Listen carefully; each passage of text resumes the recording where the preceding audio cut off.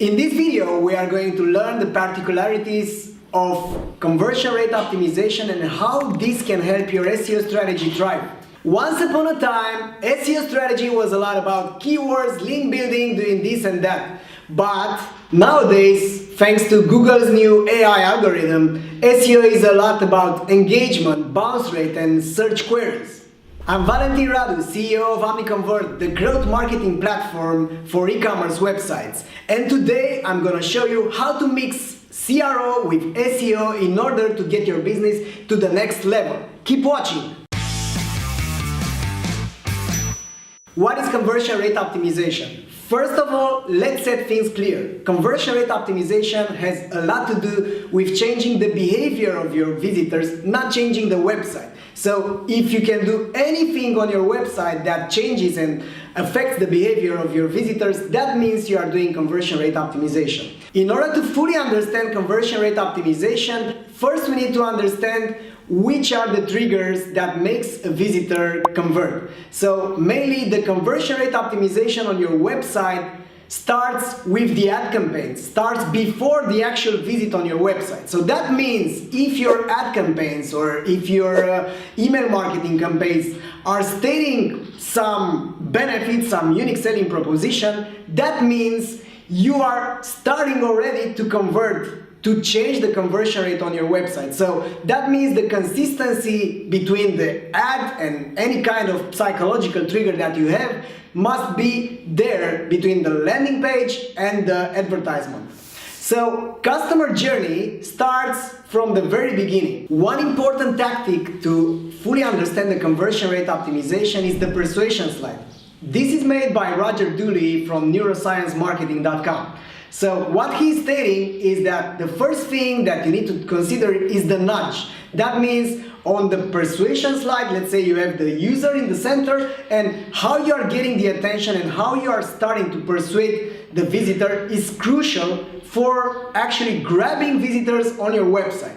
Then once they are on your website through SEO campaigns, through ad campaigns, email marketing, so it doesn't matter how you are bringing the user there.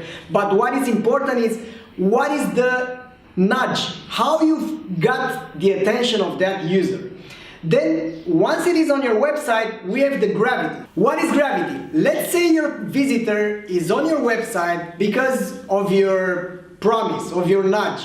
Come here and you'll find the most comfortable shoes. But once he's on the website, on your landing page, you should be consistent and you should have the same kind of promise. So you should continue that dream, right? Because you are doing hey kitty kitty kitty with your visitor, and on your landing page you should have the exact same motivation. But the shoes are shoes, right? If you have shoes, you don't know which is the motivation of your visitor. So that means in your job as a conversion rate optimization expert, you should understand what is the customer's initial motivation. Does he need shoes, or is she desiring a new pair of shoes among the 252 pairs of shoes? And after, let's say, you understand that initial motivation, you can change your landing page in order to match that and in order to further let your customer desire your product. Then the angle, which is very important, is the motivation you provide, conscious and non-conscious. So the motivation you provide can be buy this pair of shoes because the stock is limited, and that means you are using fear of missing out as a trigger. So the motivation is coming from you, but it's generating within the mind, and we all know that the whole game is in the customer's mind. But the motivation you provide can be also external and also internal. So you can use some kind of adjectives in order to say the last pair, or this incredible pair of shoes, or your friends are not gonna believe it when they are gonna see you with this pair of shoes. And then the last thing but not the least, and I'm seeing this on all the websites around there, this is the friction. So what is the difficulty, real or perceived? The real difficulty could be that let's say you have a drop down which is below the fold, where you are asking your visitors to select the size of the shoes. Or it can be perceived like you are not stating anything about the return policy. So mainly you should take into account the friction as well. So using this framework from Roger Dooley, you can understand that conversion rate optimization is about customer journey. And there are a lot of tools, but despite all the tools, what you need to consider is how the visitors are perceiving and how they are behaving. So then we are getting to the next step of conversion rate optimization, where we are analyzing what kind of data can we grab in order to understand the nudges, the gravity, the angle, and the friction on your website. The conversion rate optimization is important because it's one of the things that can boost any kind of e-commerce website. So there are three levers that you can use in order to grow an e-commerce. The first of all is the traffic. So you increase the traffic and you bring a lot of visitors over there.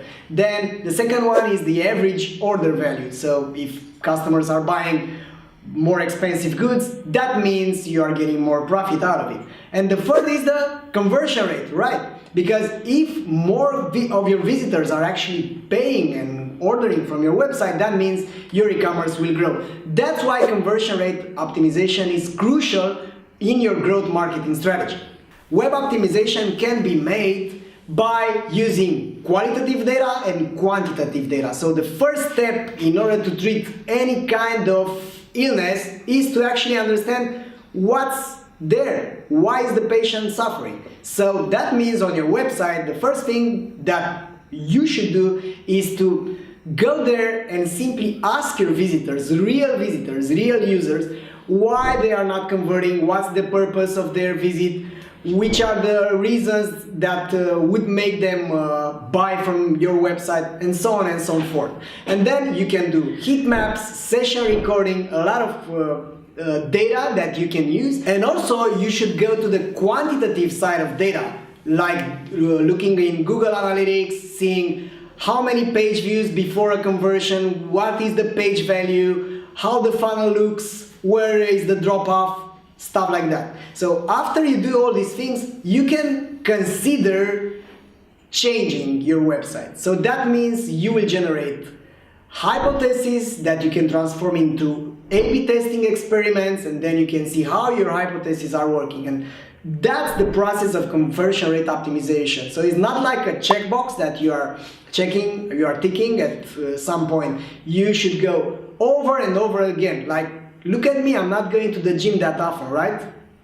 So if I would like to look more like this, then I should go to the gym every now and then. But let's see how conversion rate optimization supports the search engine optimization and vice versa. Thanks to the RankBrains algorithm from Google, they don't know what's going on over there. So mainly they've built a machine learning algorithm, and that is taking into consideration a lot of attributes in order to place your website higher or lower on the search results. So that means if before they were actually manually engineering where a website should stay on the search results, right now there's a machine which takes in consideration hundreds of attributes, such as number of visitors which are dropping, which are using the back button, how many seconds or minutes are staying on your website, the engagement, scroll, conversion rate, so on and so forth. So that means the landing page becomes crucial in order for your website to rank higher. So let's say your landing page is a product page and you are selling there dresses. Ta-da! So if your visitor gets there and all they can see, they were looking for a pink dress and they are not satisfied because they've seen what's this dress? Black? A black dress, that means they are not gonna stay there. So that means they are gonna bounce, and that means that's a signal for Google's algorithm, machine, whatever, that the landing page is not good enough. So that means it's gonna rank lower. But let's see how SEO supports CRO. So CRO is about how many visitors out of your total are gonna buy.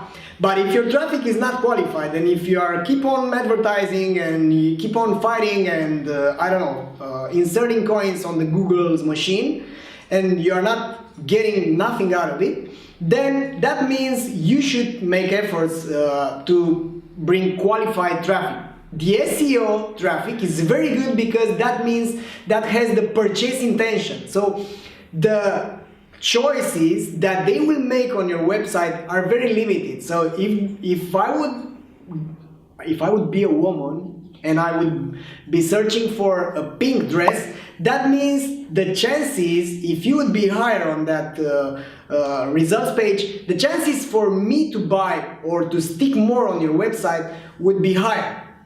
So the more relevant traffic you bring on your website, the higher chances that the visitors will convert and your conversion rate will go up. So CRO and SEO go together like Bonnie and Clyde, like Beyonce and Jay-Z, like, yeah? John Lennon and Yoko Ono. John Lennon and Yoko Ono. She's dead, man. A murit Yoko Ono? No, he's dead. He's dead. So guys, if you've learned something good or beautiful or applicable, make sure you subscribe to the Omniconvert channel over here. And if you want to discover more about how CRO and SEO go together, make sure you are watching this webinar that I've done together with Rand Fishkin, which is the ex-wizard from Moz. Bye bye!